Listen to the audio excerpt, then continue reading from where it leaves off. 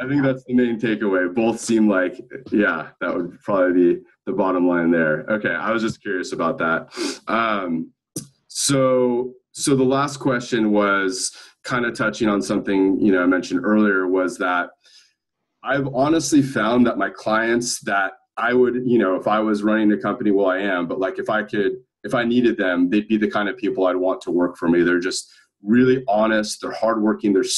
I've had clients that over months, I found that like, they're so amazing at their job, but like it took sometimes, weeks or a month to pull out just how impressive they've been throughout their career, like those career highlights, because they're just so not in that pattern of like appropriate bragging, as I like to call it, or how to think in quantitative terms and how that applies to jobs. It's like so unnatural, especially for the people that have been at a company for 20, 30 years. They've never had to do this before with almost anything else, right? They probably got the job out of school pretty easily.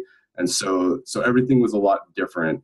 And the unfortunate part is, even though I believe in my heart of hearts and know that these people are amazing at what they do and have contributed so much to their company that, usually no longer appreciates them at all, is that they're losing out on great opportunities, right? Because other people don't know that how great they are, and they don't have the time to dedicate to, like you and I do when we work with people more long-term, just how amazing they are. So, have you observed something similar, like this kind of, what I found is like it seems like the good people lose out on the opportunities, and the people that might be a little bit, I don't want to use like any phrases, but not as great employees, let's put it that way, that I wouldn't hire, sometimes seem to be a little better at that naturally for whatever reason. And that's just been my observations over the years. Have you had similar? And if so, what specific advice would you have for these types of people to help them excel and actually get the quality opportunities that they're so deserving of? Yeah, you're right. I definitely see this pattern. Over the years, I've worked with a lot of really amazing professionals, right? Highly accomplished executives. They've led billion-dollar organizations. They've overseen thousands of staff. They've propelled impressive revenue growth.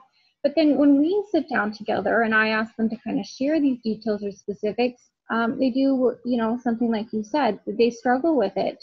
They get what I call quiet contemplative.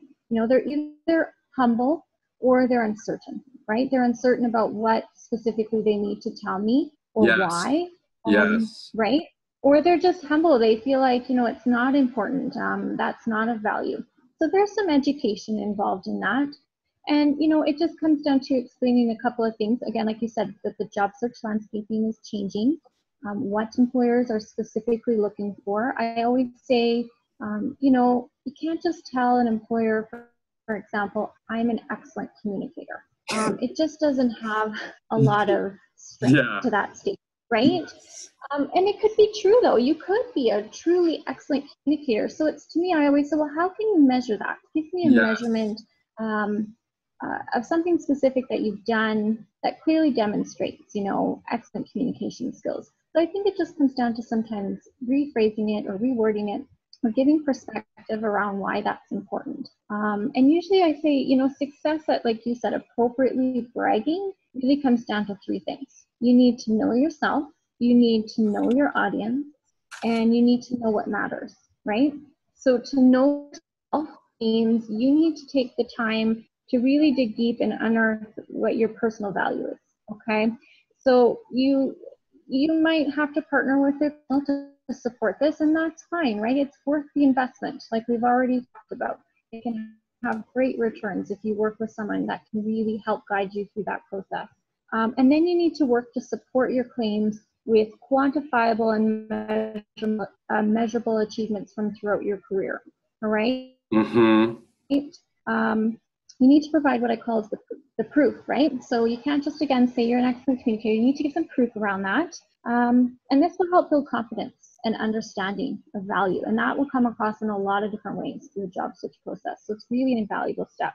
When it comes to knowing your audience, this is important. You need to know what the employers that you're targeting are looking for, okay? Again, you can't just be general. You can't be just I'm an excellent communicator, or I'm a good people person, or I'm good at sales. It has to be more specific around the needs of each individual employer.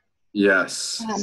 You know, and I think at the end of the day, you need to know what language the employer is speaking. You need to know what keywords or key phrases will really spark their interest. And that's because, you know, people gravitate more towards people that they feel connected to.